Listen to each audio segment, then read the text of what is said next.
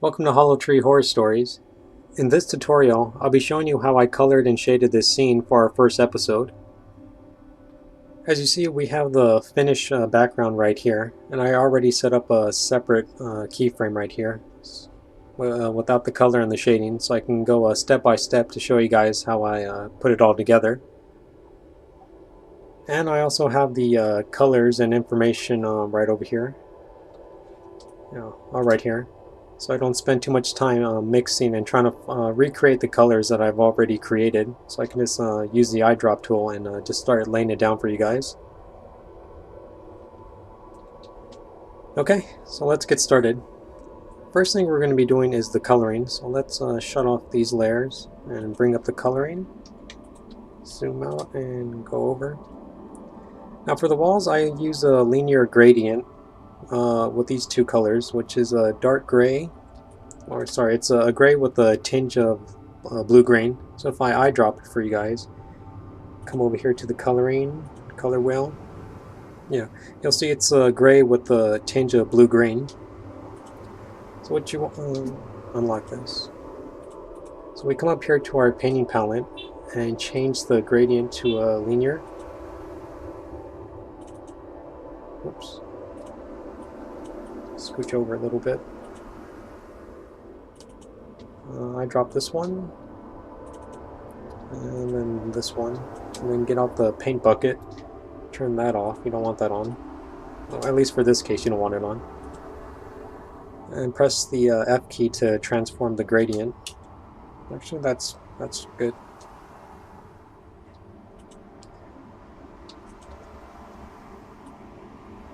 What I'm doing is sending the dark gray to the end of the wall and keeping the light gray over here, so it would make the scene a little bit more three-dimensional. And then the same with the floor. Come up here, and then we're just gonna change the here.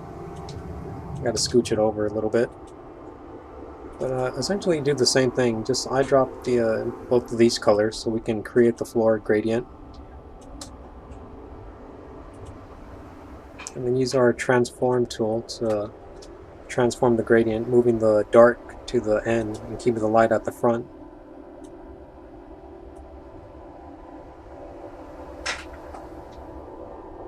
And that looks good. And then next up is the ceiling.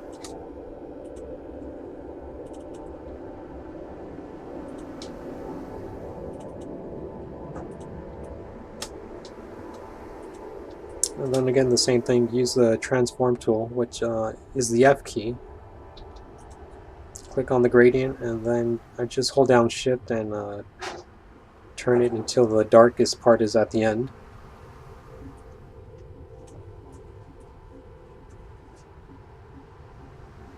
It looks pretty good to me. The doors are a solid color. I figure no gradient needed for them. Solid color would be fine.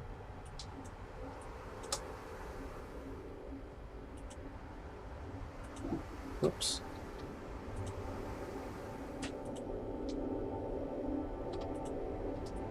What else do we have? And then the lights, which is I forget what color I use for the lights. Let me check. Well, it looks like a very, very light gray with a tinge of blue-green again. Real quick about the walls, the reason I chose to have a dash of green on the walls is to give it a creepy feeling. At least to me it came off as creepy, or spooky at least. Gotta zoom in to really get these lights. Sometimes it's hard to tell whether you painted these lights, so what I would usually do is change the background coloring to a different color than white, and then right away you would see what areas are colored and which ones aren't.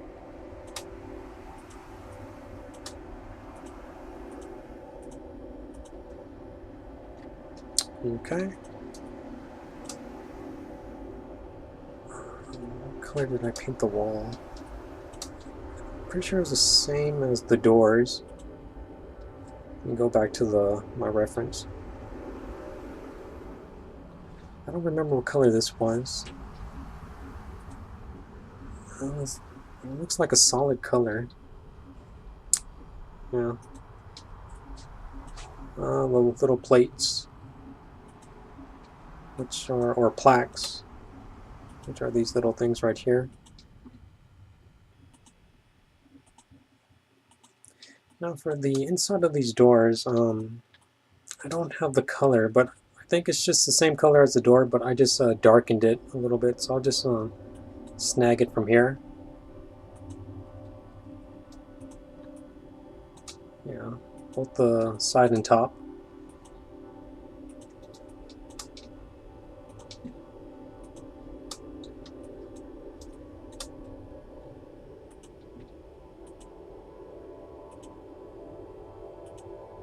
And then for the side of these plaques, I remember using just a dark gray for them. Nothing too fancy, just a quick dark gray. I hate when you gotta zoom in. There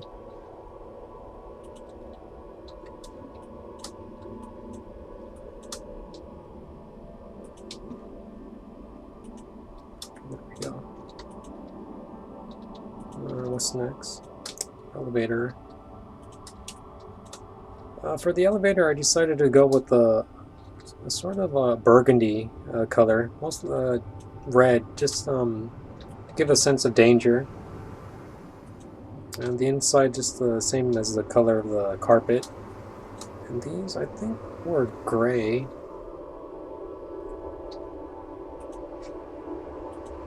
Yeah, just a simple gray to give off the feeling of silver.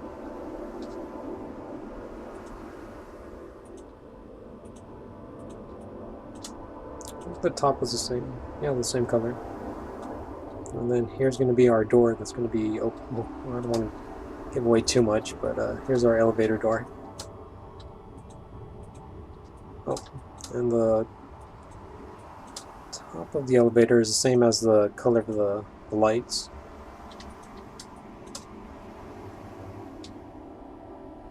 And the side of the lights, I guess, was a light gray. Is it this one?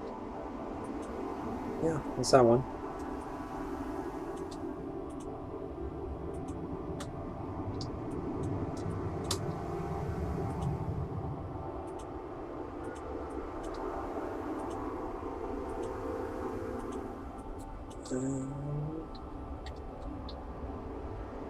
And that about does it for the coloring. Now I know I went through the coloring quickly, but when I first began this scene, it did take me some time to find these colors and figure out how I was going to lay it out for the final animation. I don't want to give the illusion that you know, these scenes are easy to create, because it does take some time. Up next, we're going to be creating the shadows. So let's turn off this layer, lock it down, and turn on the shadow layer. Now for the shadows, I went ahead and copied the line work from the coloring and pasted it onto a new layer above the coloring.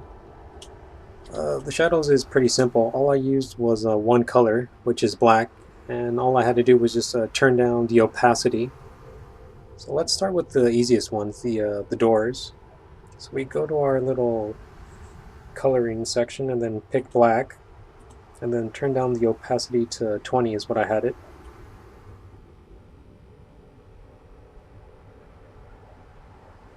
Right there's fine.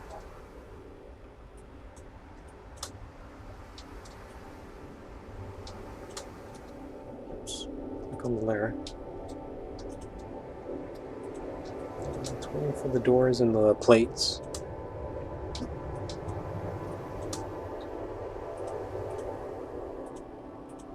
Again, it's just the same process as before, just getting the right color and just laying it down. And 30 for the inside of the doors. Go back over here, turn the opacity up to 30.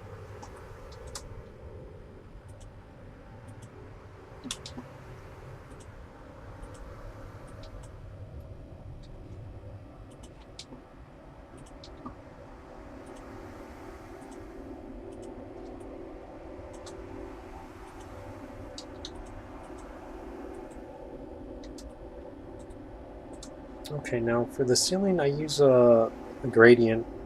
So let's go up here, put on our gradient. Switch these both to black. One is 60. And the other one would be 20.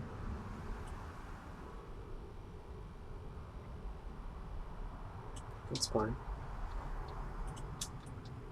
Get out the paint bucket and lay it down on the ceiling. Then use our transform tool and then, whoops, forgot to turn this off. Lay down the color again. And get out our transform tool and then the same thing, send the darkest to the back. So I'll give it a more of a three-dimensional feel to it. Just adjust this slightly. Yeah, that looks fine. And then the walls. So we just go back up here to our gradient. Well, it's already up. Change this one to 90. And then this one to 40.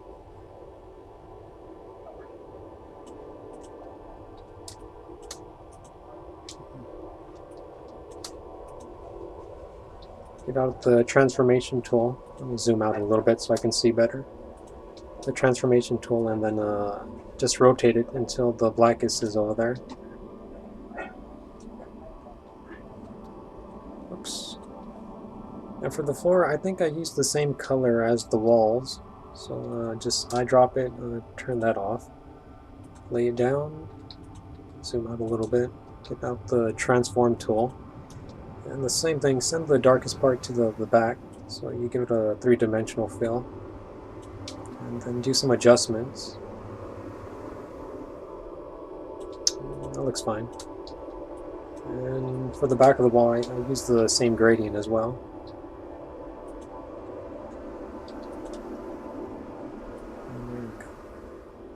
Yeah, for this one, I want the darkest part to appear on this side of the wall, so it would appear that there's a long hallway down this around the corner. Looks like I forgot a door. Get this, turn that off.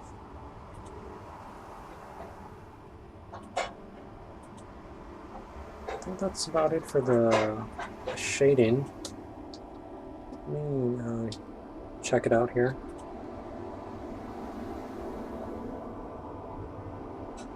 Yeah, that looks to be about it for the shading. Let me just zoom out here. So once I was done with the shading, I went ahead and selected everything. Came over here and clicked on no lines to get rid of all the lines. And all we have left is the shadows.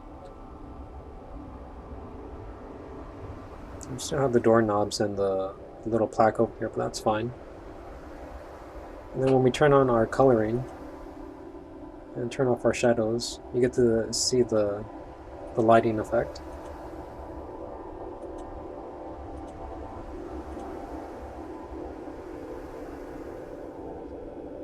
The last thing we're going to be working on are the lights. So let me go ahead and shut off this layer, close that one, and turn this one on.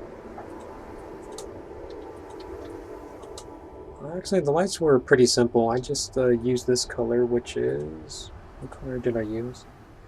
It's like a very, very light... actually, it might be a white, white with the tinge of blue-green. Go ahead and color these in. And the reason I did this is because I felt the lights were a little, didn't have enough brightness, so I wanted to make them a little bit more lighter. So if we shut off this layer and turn on these two. Oops. Actually, let me get rid of those lines.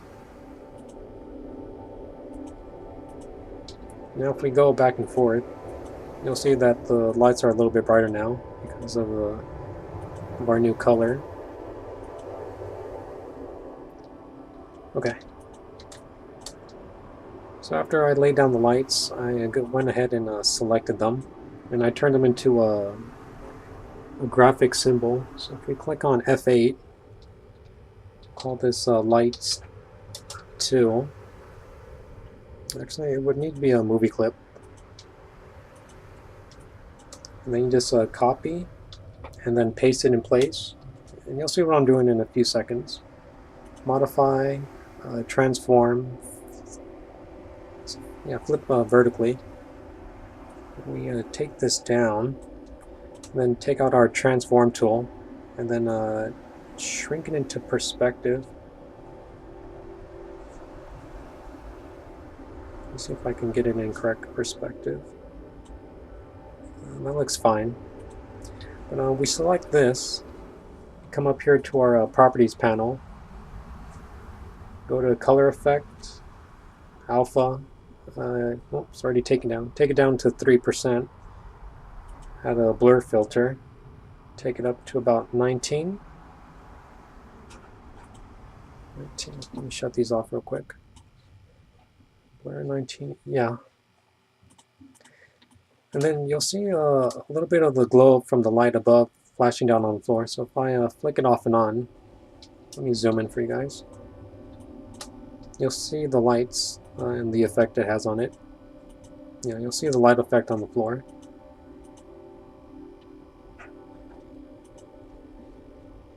One more thing I forgot to do, and that's with the shadow layer. If you look at the original, you see I have a lighting effect coming out of the elevator. So let me show you how I created that. You go back to the shadow layer, and let me zoom in here. Get our line tool. Red is a good color. And then what I did was drag it out from the corner right here. Let me just shut these off real quick. Turn on my magnet tool. Then I stretched out at an angle to what I imagine how the light would come out. And then went up. I think the vanishing point is, yeah, vanishing point is right here. And then after I did that, I went ahead and selected the shadows and deleted them. And then I selected the line and deleted that.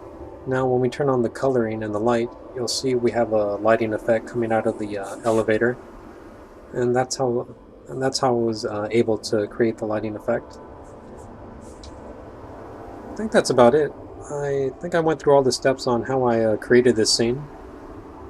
Yeah. Real quick before I let you guys go, let me zoom in. Just wanted to show you what this little sign was, because it's kind of hard to see when we're in regular mode. Yeah, it's just a sign for the stairs. That about does it, guys. Thank you all for watching. If you guys enjoyed this video, please like, comment, and subscribe, and I will see you all in the next video.